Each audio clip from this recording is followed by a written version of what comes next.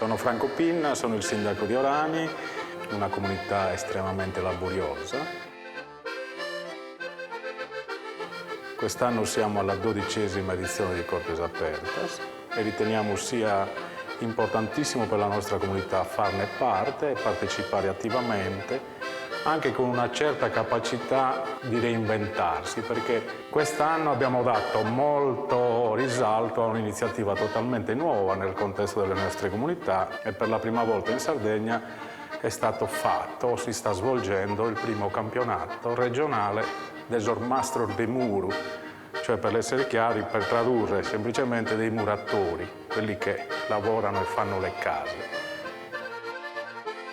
Non ultimo Nivola, la sua principale origine come artista era il manovale muratore. Non dimentichiamoci che quest'anno per la prima volta per Cortes Apertas si potrà visitare il Museo Nivola interamente visibile con tutta la collezione e con tutte le varie forme d'arte che Nivola ha attraversato. Alcune delle aree del paese, il centro storico, abbiamo deciso anche di arredarlo in maniera permanente con la mostra di Costantino Nivola, che è quel ritorno a Itaca, quando rientrò in Sardegna nel 1958 per fare il fregio della chiesa di Itria.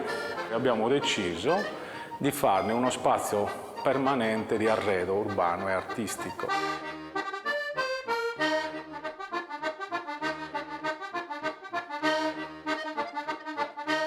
Ovviamente quest'anno è caratterizzato dal campionato dei muratori, però comunque Orani ha una comunità ricca di artigiani che vanno dal ferro battuto, la pelletteria, i prodotti tipici.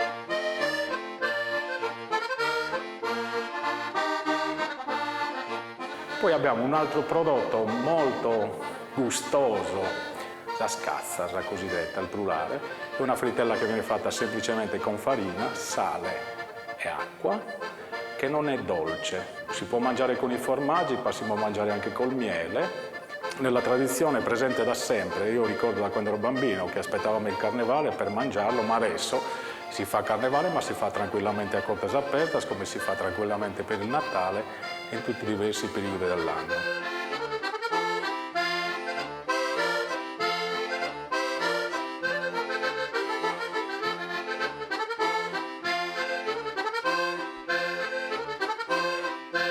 La sartoria è l'attività del cosiddetto design per la moda, perché non si tratta solo di una semplice attività sartoriale, ma si tratta di un vero e proprio comparto produttivo che ha da lavoro a diverse persone, 2 sartorie altamente specializzate nella lavorazione del velluto.